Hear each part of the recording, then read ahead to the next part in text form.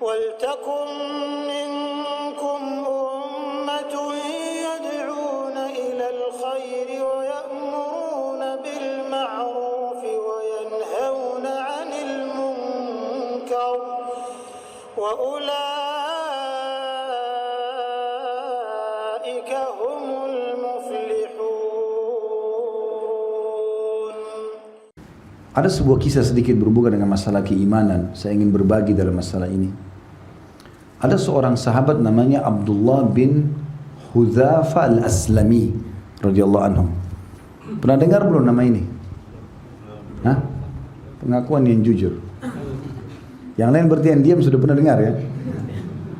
Kalau kita voting lebih banyak yang sudah dengar, nggak usah cerita. Sudah dengar belum nama ini? Belum. Oh, berarti sudah sepakat. Bagus, berarti gampang orang Indonesia sepakat sebenarnya. Orang ini subhanallah jarang kenang namanya, tapi dia dinukil punya kisah unik berhubungan dengan masalah keimanan. Dan kita tidak bisa sampai pada tingkat level iman ini kecuali kita tumpuk-tumpukin ibadah itu. Dari sholat terus, kenapa kita satu hari harus sholat 5 waktu? Kenapa enggak 5 waktu seumur hidup? Tiap hari. Kenapa setiap makan kita baca bismillah? Kenapa habis makan baca alhamdulillah? Kenapa setiap mau makan? Bahkan Abdullah bin Umar itu 1 gelas air bisa 10 kali bismillah, 10 kali alhamdulillah. Gitu. Kenapa harus berulang-ulang? Kenapa kalau mau tidur, setiap mau tidur baca doa, bangun tidur baca doa? Karena kita butuh cas. Terus harus dicas. Handphone kita aja habis lobet. Dicas lagi baru bisa gitu. Nah itu cas semuanya. Gitu. Karena tumpuknya keimanan ini, amal soleh sehingga imannya sangat tebal. Dan sampai pada titik teman-teman saya sampai sekarang kalau saya merenungi kisah ini, kayaknya sangat mustahil kalau saya pribadi bisa lakukan itu. Jadi ceritanya dia diutus oleh Nabi SAW dengan 30 orang prajurit. Jadi 31 sama beliau. Pergi ke satu misi brigade untuk menyerang satu tempat Romawi. Qadarullah ketangkap pasukan muslim ini, kalah. Ketangkap, diikat semua. Maka Raja Romawi, Kaisar Romawi bilang, saya dengar umat Islam ini punya keyakinan dan keimanan yang mengalahkan kuatnya gunung. Jadi walaupun mereka miskin, nggak bisa dibeli dengan uang imannya. Apa saja nggak bisa. Pokoknya mereka siap mati untuk itu. Saya ingin mengetes, mau tahu betul nggak itu. Maka Abdullah bin Hudzafa al-Aslami ini adalah pimpinan tadi pasukan itu ya. Dipanggil oleh Kaisar. Lalu Kaisar ini orang Abdullah ini orang Badui dari padang pasir, orang miskin, bukan orang kaya. Kalau orang kaya mungkin masih ada alasan dia tidak tergoda, mungkin kalau kekayaannya masih lebih banyak. Ini orang miskin. Maka dia dipanggil lalu Kaisar berkata begini, wahai Abdullah, kau tahu wilayah kekuasaanku? Waktu itu Romawi menguasai setengah dunia, setengahnya Persia. Romawi itu berkuasa mulai dari Asia Utara yang paling ujung, Turki ya. Turki, seluruh Eropa, seluruh Afrika. Jadi seperti L dunia itu dikuasai. Sisanya itu selain Jazirah Arab, Afghanistan, Rusia ke bawah ini Rusia. Bagi dua dulu. Ini namanya kerajaan Persia, ini namanya kerajaan Romawi. Yang Allah ceritakan dalam surah Ar-Rum, mereka berperang, negara adik kuasa. Yang jelas Kaisar ini nangkap lalu dia bilang, hai Abdullah, kau tahu luasnya wilayahku. Aku ingin tawarkan kepada kamu satu hal. Kalau kau mau, aku langsung kasih. Panggil juru tulisnya, panggil semua saksi-saksinya. Kau tahu apa yang aku tawarkan? Kata Abdullah tidak. Dia bilang, saya mau tawarkan kepada kamu setengah kerajaanku. Ini setengah ini Romawi, langsung kau ambil. Datangkan saksi-saksi kau jadi raja. Syaratnya kau murtad, masuk agama Kristen. Itu saja. Kalau kau masuk ke agamaku, setengah kerajaan punya kau. Ini orang miskin dari padang pasir, masuk Islam baru sekian tahun ini. Bukan kayak antum lahir dalam Islam.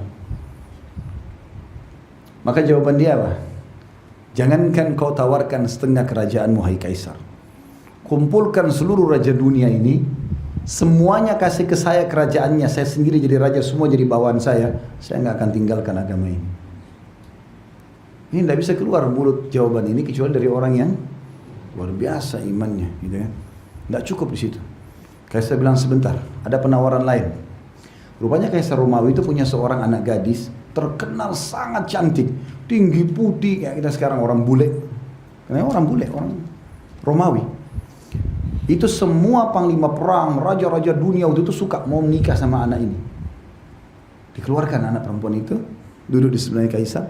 Kata kaisar, plus setengah kerajaan anakku ini. Nikahi dia. Yang dikejar oleh orang di dunia dua ini, laki-laki. Ya? Jabatan dan harta serta wanita. Anak laki-laki itu kalau mau cepat selesai kuliah bilang saja, nak kalau selesai kuliah ayah nikahkan kau, langsung semangat.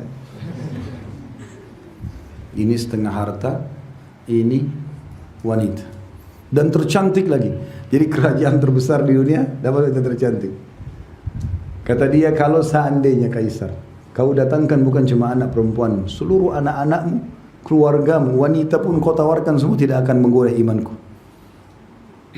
Kaisar bingung, ini gimana caranya goyahkan imannya? Kerajaan nggak mau, ini nggak mau. Kata kaisar, masukkan dia dalam penjara. Jangan kasih makan, jangan kasih minum. Nggak boleh makan, nggak boleh minum. Kita teman-teman sudah tahu kalau nggak makan seminggu pun mungkin lemas tapi masih oke. Yang penting jangan nggak minum. Kalau haus ini berat, gitu kan? Makanya Allah mengatakan dalam Al-Quran, waja'alna minal ma'i kulli syai' hayy. Kami jadikan dari air semua hal itu bisa hidup, kan gitu. Maka kata dia kaisar, masukkan penjara, jangan kasih makan, jangan kasih minum. Kalau dia sudah lemas, laporin ke saya. Selama 3 hari gak makan, gak minum. Setelah itu, kaisar dilaporkan sama prajuritnya, sudah lemas nih Abdullah ini. Kata dia, coba masukkan ke penjaranya babi dan khamr. Tapi babi ini bukan babi biasa pinggir jalan. Makanannya kaisar. Dengan rempah-rempah, dengan piringnya, dengan aromanya gitu. Dengan khamrnya yang paling mahal. Masukkan, hidangkan di depannya dia. Dia sekarang dalam kondisi lapar sekali, haus sekali. Apa yang terjadi teman-teman? Sampai 3 hari lagi ke depan, sampai membusuk dan menjamur daging itu, nggak disentuh sama Abdullah. Melapor pengawalnya kaisar ini kepada kaisarnya. Ini Abdullah nggak tergoyah imannya. Panggil kalau gitu, keluarkan dari penjara, diseret, sudah lemas sekali. Begitu tiba di depan kaisar, kata kaisar, kenapa kau tidak makan? Bukankah kau lapar? Dia bilang, demi Allah hai kaisar, saya tahu di saat keadaan saya sekarang ini, itu babimu dan khamarmu sudah halal buat saya. Karena dalam keadaan darurat. Tapi saya tidak akan membiarkan kau menghina agamaku. Sekali haram, haram. Lebih jauh dari itu kaisar buat. Kaisar bilang, kalau begitu, saya akan menghukum kau, membunuh kau. Tapi bukan mati biasa, mati yang luar biasa. Kau tahu bagaimana? Abdullah diam saja. Didatangkan periuk besar, isinya minyak panas. Minyak panas, mendidih. Lalu kata kaisar, saya akan cemplungkan kau ke sini. Kau mau tahu bagaimana panasnya api ini? Minyak ini dipanasin sama dia. Memang itu untuk penyiksaan orang. Didatangkan prajuritnya Abdullah satu persatu. Itu begitu dilempar sama baju-baju perangnya, dilempar tiba-tiba dalam hitungan detik jadi tulang-tulang saja. Karena panasnya minyak itu. Abdullah lihat nih. 1 dilempar, 2 dilempar, sampai 30 habis semua. Lalu kemudian kata kaisar, masuk gilirannya dia. Abdullah diseret, terus Abdullah nangis nih. Abdullah nangis nih. Netizen mata. Kata prajuritnya, dia udah nangis nih. Kata kaisar, coba tanya, kenapa dia nangis? Mungkin dia sudah mau pindah agama sekarang, takut mau tidak makan berapa hari, mau dipasak. Lalu kata dia, kaisar tanya kau, apa kau mau pindah agama? Dia bilang, tidak demi Allah. Saya menangis ini gara-gara saya menyesal cuma punya 1 nyawa. Harusnya saya punya 1000 nyawa, semuanya kau cemplungin ke minyak itu. Karena saya rindu ini mati syahid. Sampai dicemplungin mati syahid radhiyallahu anhu. Bisa seperti itu? Hah? Bagaimana bisa? Puasa Ramadan aja loyo. Itu tidak bisa muncul perasaan itu kecuali kita tumpukin amal ibadah itu. Makanya komitmen untuk istiqomah dalam ibadah itu penting. Istiqomah itu tanpa kita sadari sebenarnya kita terluputkan dari dosa. Orang kalau sibuk dengan amal soleh, antum nggak usah keluarkan energi khusus untuk tinggalin dosa, nggak usah. Karena kesibukan dengan amal soleh itu, azan ke masjid, pulang lagi sholat ba'diyah, baca Quran, zikir, majelis ilmu, cari rezeki halal, dosa nggak ada waktunya. Sendiri kita tinggalkan. Jadi tidak usah antum luangkan khusus. Apalagi ada bahasa-bahasa kebodohan ini. Syaitannya kuat nih. Syaitan kuat apa? Emangnya nampak depan antum? Main cekik-cekik? Kan tidak. Qaruz zina gitu misalnya. Enggak. A'udzubillahi minasyaitonirrajim dibakar sama Allah. Selesai. Jadi jangan pakai bahasa itu. Nah, Ramadan ini kesempatan. Syaitan ini dibelenggu. Kesempatan kita beramal saleh, tingkatkan keimanan, pahalanya besar.